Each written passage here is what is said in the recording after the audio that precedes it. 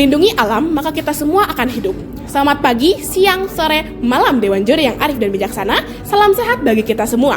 Perkenalkan, kami dari SMA Negeri 2 Jakarta, dengan saya Chelsea Putri Wiganda sebagai pembicara pertama, rekan saya Marvel Apendi Wijaya sebagai pembicara kedua, dan Theophilus Christian Wijaya sebagai pembicara ketiga.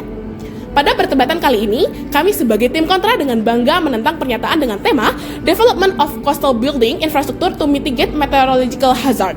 Saya, Chelsea, akan memberikan dua kontekstualisasi mengenai perdebatan kali ini, yaitu satu, tentang latar belakang, dan kedua, yaitu tentang mekanisme.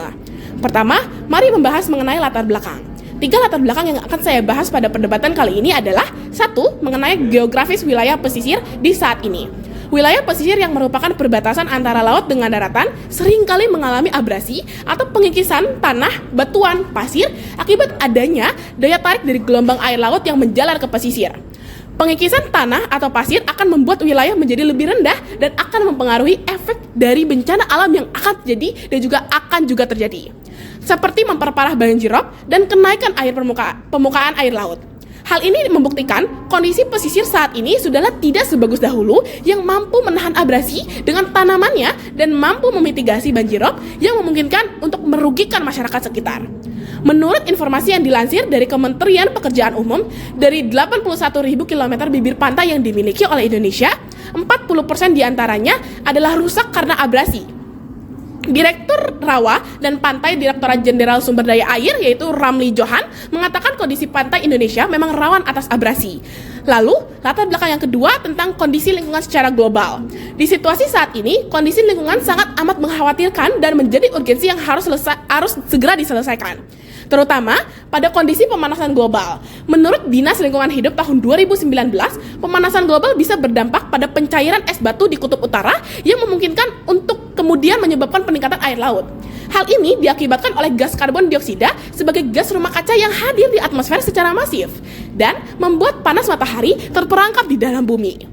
Data yang dikeluarkan oleh World Meteorological Organization perihal dengan Global Annual to Decadal Climate Update itu tahun 2022 sampai 2026 menunjukkan bahwa ada kemungkinan besar lonjakan tinggi dari suhu permukaan bumi.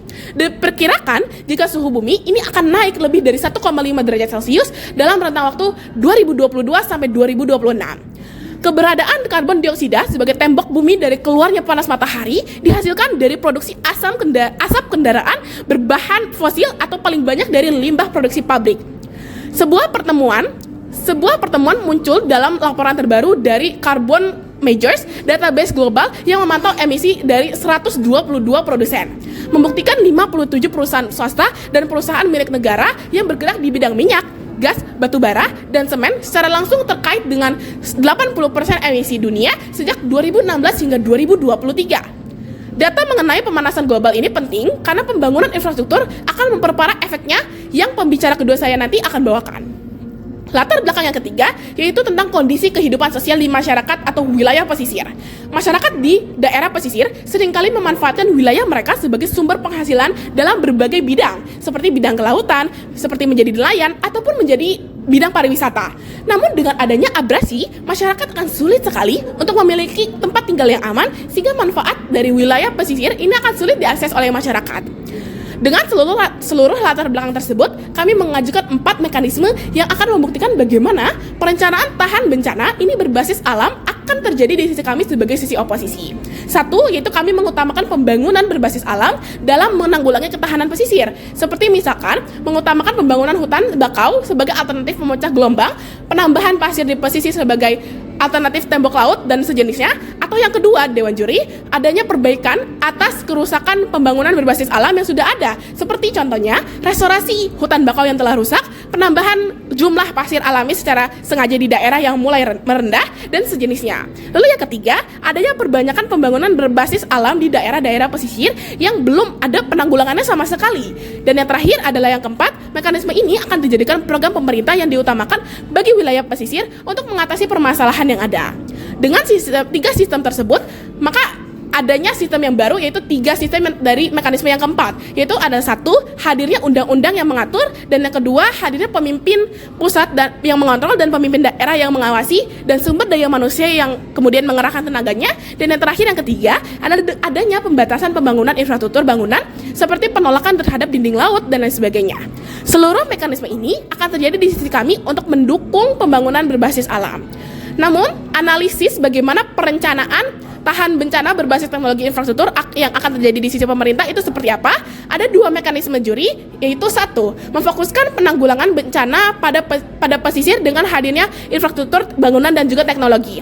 Artinya, ketika hal ini difokuskan, maka akan ada dilaksanakan secara masif di wilayah-wilayah pesisir.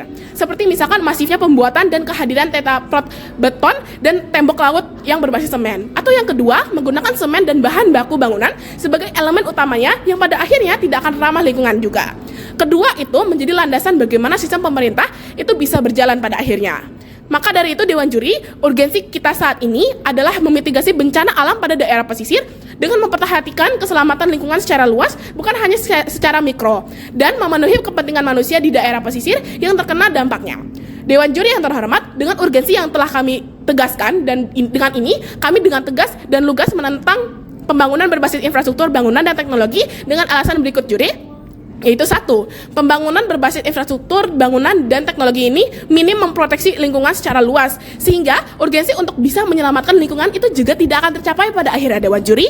Lalu yang kedua Dewan Juri, penggunaan infrastruktur bangunan tidak akan bertahan lama dalam jangka panjang, sehingga tingkat ketahanan atas efektivitasnya akan sangat diragukan Dewan Juri. Dan yang ketiga, manfaat pada masyarakat ini akan minim. Dan yang terakhir Dewan Juri, kami secara eksklusif ingin menyelesaikan urgensi secara lebih tepat dan juga berjangka panjang, serta memberikan implikasi bagi masyarakat pesisir yang secara signifikan.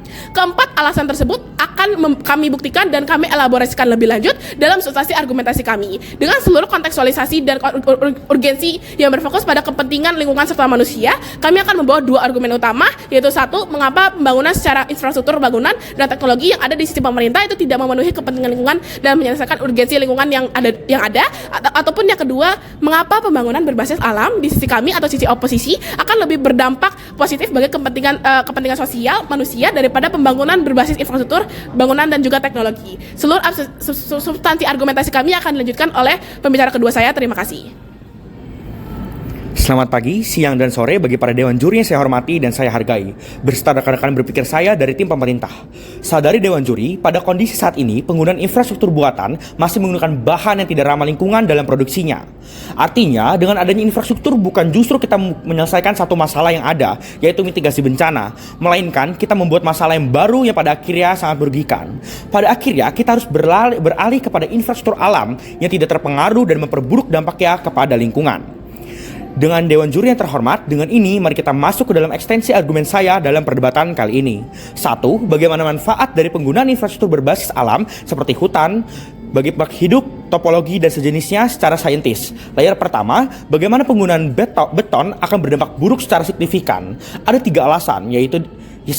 Dewan Juri dan arif dan bijaksana, mari kita sadari bersama bahwa pembangunan tanggul untuk memecah ombak dan pembangunan infrastruktur modern itu mereka masih menggunakan beton. Beton dapat membahayakan lingkungan, terutama karena proses produksinya. Proses ini menghasilkan sejumlah besar emisi gas karbon dioksida ataupun CO2. Jurnal dari Cement and Concrete Research tahun 2019 melaporkan bahwa produksi semen menyumbang sekitar 7% dari total emisi CO2 global secara antropogenik. Data dalam penelitian tersebut menunjukkan bahwa rata-rata untuk setiap ton semen yang diproduksi secara global sekitar 0,82 ton CO2 dilepaskan ke atmosfer. Emisi ini bervariasi antar wilayah karena perbedaan dalam teknologi produksi serta sumber energi. Studi dalam artikel tersebut menganalisis data dari berbagai wilayah dan menemukan bahwa intensitas emisi CO2 per ton di semen negara-negara berkembang cenderung lebih tinggi, dengan rata-rata sekitar 0,91 ton CO2 per ton semen dibandingkan dengan negara maju dengan rata-rata 0,73 ton CO2 ataupun karbon dioksida per ton semen. 2. Selain dampak produksi, penggunaan beton menyebabkan masalah lingkungan seperti polusi dan juga kerusakan habitat alami. Misalnya, daerah pantai dan sungai di mana beton menghilangkan rumah tanaman dan hewan yang penting untuk menjaga kualitas serta stabilitas air ekosistem. Beton keras mengurangi kemampuan tanah dan sungai untuk menyerap air, mengencangkan resiko banjir serta erosi. Ini dibuktikan dengan data ilustratif dari jurnal Nature Communication pada tahun 2022. Penelitian yang dikutip dari artikel tersebut menunjukkan bahwa ekstraksi agregat secara fisik menghancurkan ekosistem akuatik serta terestrial, menyebabkan hilangnya keanekaragaman hayati, degrasi lahan serta peningkatan erosi. Pengerukan pasir dari sungai serta laut dapat merusak tempat berkembang biak dari ikan serta invertebrata, mengganggu rantai makanan serta ekosistem secara keseluruhan. Di darat, pembukaan tambang ini justru dapat menyebabkan deforestasi serta fragmentasi habitatnya.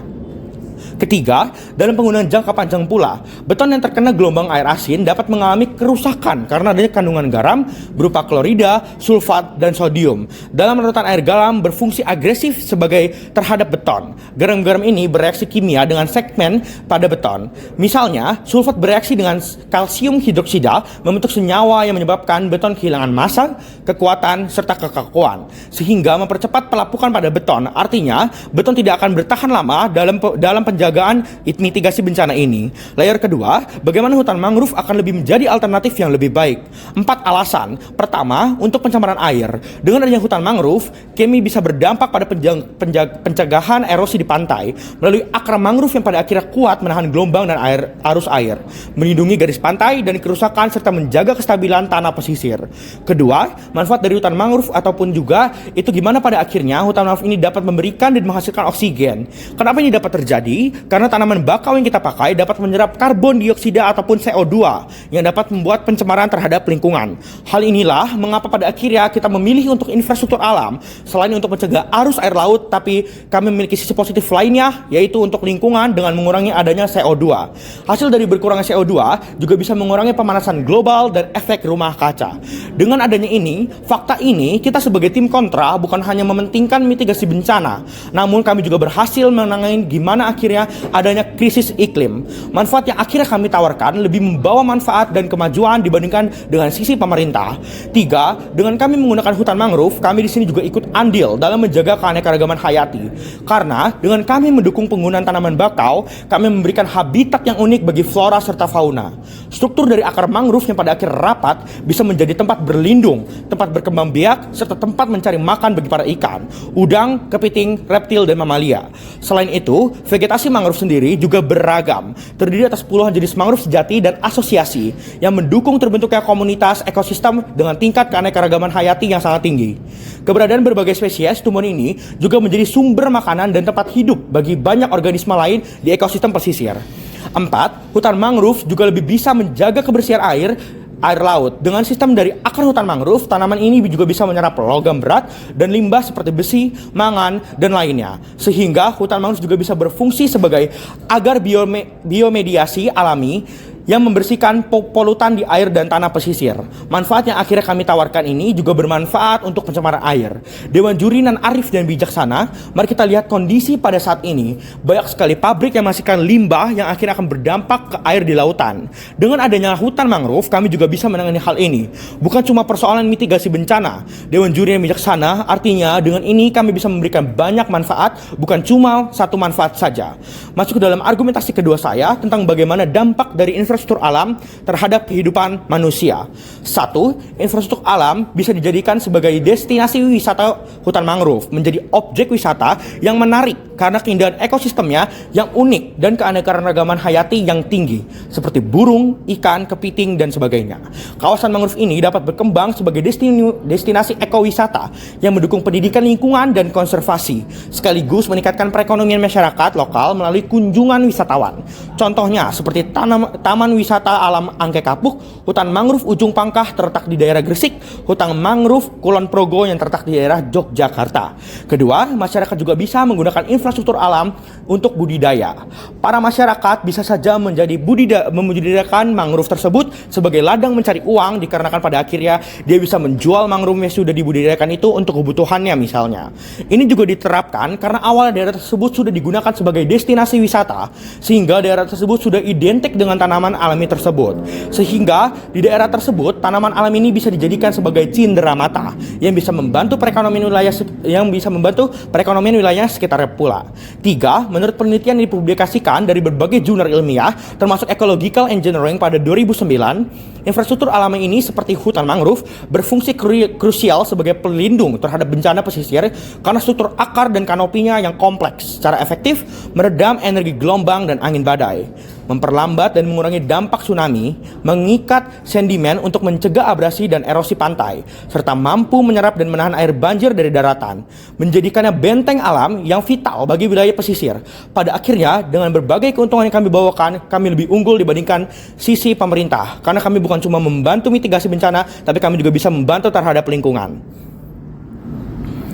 Dewan Juri yang terhormat, keberhasilan di sisi pemerintah hanya akan terjadi jika negara mempunyai anggaran yang sangat besar untuk membangun infrastruktur dan perawatan dengan biaya yang tinggi. Tapi ini diperburuk dengan masyarakat pesisir yang akan kehilangan sumber penghidupannya ketika ruang lahan potensial dijadikan bangunan tembok tinggi tanpa adanya pemanfaatan. Dibandingkan dengan hutan mangrove atau pulau kecil yang dibudidayakan dan menjadi objek mata pencarian masyarakat lokal, tapi sisi pemerintah juga harus membuktikan kepada Dewan Juri yang terhormat mengapa tidak apa-apa untuk merusak lingkungan dan kehilangan ekosistem yang menjadi sumber pasokan oksigen bagi jutaan umat manusia. Dan ini saya akan memasuki ekstensi argumen tim kontra. Dewan Juri yang terhormat, Peraturan Pemerintah Nomor 26 Tahun 2020 tentang rehabilitasi dan reklamasi wilayah pesisir dan pulau-pulau kecil secara eksplisit mendukung dan mendorong restorasi mangrove sebagai strategi perlindungan pesisir. Selain itu, Peraturan Menteri Lingkungan Hidup dan Kehutanan serta kebijakan Badan Restorasi Gambut dan Mangrove juga memperkuat komitmen untuk rehabilitasi mangrove dengan target kurang lebih 600.000 hektar hingga tahun 2024.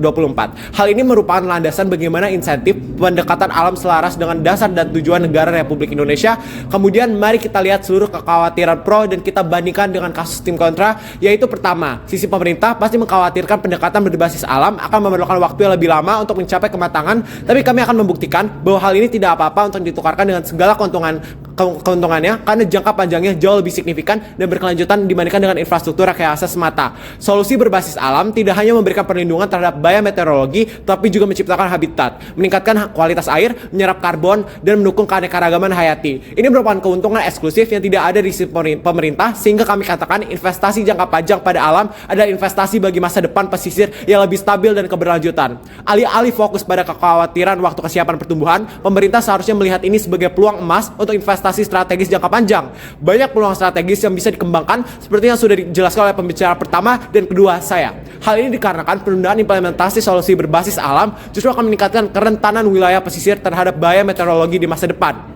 Kita dapat melihat bukti nyatanya dari bendungan pengendalian banjir yang meluap akibat sedimentasi yang tidak terkendali atau bahkan tergerusnya fondasi bangunan pelindung pantai karena abrasi yang terus meningkat. Pada akhirnya, di sisi pemerintah hanya akan menelan biaya yang jauh lebih besar dalam bentuk kerusakan infrastruktur, kerugian ekonomi, dampak sosial, dan semacamnya. Jadi kami dari sisi oposisi sudah membuktikan kepada Dewan Juri yang terhormat kenapa proses yang lama dalam penanaman ini tidak apa-apa karena hasilnya akan setara dan kualitas yang jauh lebih tinggi dibanding sisi pemerintah. Tapi yang kedua, sisi pemerintah akan mengkhawatirkan jika pendekatan alam membutuhkan pemeliharaan dan pengelolaan untuk mempertahankan fungsinya. Tetapi kami katakan argumentasi ini tidak eksklusif karena kebutuhan dan pemeliharaan juga terjadi di sisi pemerintah. Sebuah infrastruktur membutuhkan perawatan dan pengelolaan secara berkala yang membutuhkan biaya yang masif justru akan lebih tinggi ketika nilai guna infrastruktur tersebut semakin berkurang bahkan habis sehingga harus diganti dengan infrastruktur yang baru. Merujuk pada studi di Victoria, Australia, infrastruktur pemecah gelombang seperti tanggul atau tembok laut memiliki biaya pembangunan tinggi berkisar 10.000 sampai 50.000 dolar USD per meter atau 1 sampai 5 juta dolar USD per kilometer dengan perawatan tahunan 5 sampai 10% dari biaya awal. Namun kurang adaptif termasuk dan terhadap perubahan iklim dan memiliki manfaat ekosistem yang sangat rendah. Sebaliknya, menurut Badan Restorasi Gambut dan Mangrove, rehabilitasi hutan mangrove jauh lebih murah, sekitar 1.785 sampai 45.000 dolar USD per hektarnya dengan perawatan tahunan 100 sampai 500 dolar USD per hektar, menawarkan perlindungan pesisir yang berkelanjutan, regenerasi alami, dan manfaat ekosistem seperti penyimpanan karbon dan dukungan perikanan senilai 15.000 dolar USD per hektar tiap tahunnya, menjadikan solusi yang lebih hemat biaya dan ramah lingkungan dibandingkan infrastruktur keras. Kemudian ketiga, sisi pemerintah akan mengatakan daerah pesisir punya lahan yang terbatas untuk diterapkan pendekatan alam seperti hutan mangrove. Tetapi secara fakta, luas lahan untuk pembangunan hutan ini akan disesuaikan dengan kebutuhan, tujuan, kondisi lingkungan, dan tingkat gelombang ombak atau abrasi di daerah tersebut. Perlu disadari Dewan Juri yang terhormat, tiap daerah pesisir mempunyai topologi geografi dan tingkat abrasi yang berbeda. Data studi global menunjukkan bahwa lebar hutan mangrove setidaknya 100 meter diperlukan untuk mengurangi energi gelombang secara signifikan. Untuk perlindungan optimal terhadap abrasi atau badai, lebar 200-500 meter sering direkomendasikan. Itu artinya proporsi lahan yang dibutuhkan juga tidak semasif itu, bergantung pada kondisi kebutuhannya. Dewan Juri yang bijaksana dan arif bisa mempertimbangkan solusi pendekatan berbasis alam meskipun memerlukan lahan, tetapi pendekatan ini menawarkan perlindungan yang berkelanjutan serta menimbang berbagai manfaat ekosistem yang justru meningkatkan nilai dan ketahanan wilayah pesisir dalam jangka panjang. Maka seluruh keuntungan sisi pemerintah tidak akan berjalan karena biaya produksi dan perawatan yang sangat tinggi untuk infrastruktur, sehingga kesimpulan debat mosi pada hari ini yaitu di sisi kontra, kami mendukung dan berpegang teguh pada basis pendekatan alam dalam penerapan mitigasi bencana meteorologi di wilayah pesisir sesuai mosi pada hari ini. Kami membuktikan kepada Dewan Juri yang terhormat mengapa pendekatan ini lebih banyak membawa keuntungan jangka panjang dan manfaat keberlanjutan bagi kondisi iklim, lingkungan, geografi, ekosistem, bahkan masyarakat setempat. Kami menjawab segala kekhawatiran tim lawan dan kami berhasil membuktikan mengapa secara komparasi akan jauh lebih baik ketika kita menggunakan pendekatan alam untuk mengatasi urgensi yang ada atas segala pertimbangan berdasarkan rasionalisasi konkret dan dukungan data yang valid. Kami rasa tim kontra layak dimenangkan oleh Dewan Juri yang terhormat dalam perdebatan mosi pada hari ini. Debat akan saya tutup dengan peribahasa, air tenang menghanyutkan, alam lestari menyelamatkan. Walaupun tampak sederhana, alam yang terjaga dapat menyelamatkan manusia dari bencana. Sekian, terima kasih.